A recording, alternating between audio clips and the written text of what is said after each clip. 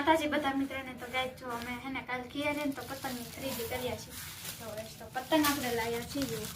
આ નાની પતંગો છે ને જો આ બાજુ મોટી છે થોડીક નાની લીધી અને થોડીક મોટી લીધી એવું બધું ખાલી છે પછી આ પતંગો લીધી છે અને આ પતંગ છે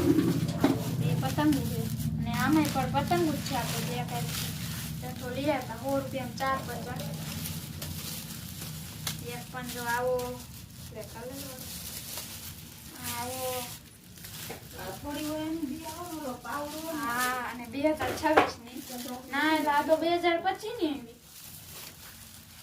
26 આપણે પણ તો પછી લીધી દીધું તો જો અને હે ને દોરો આપણે લીધો છે 8D પાંડા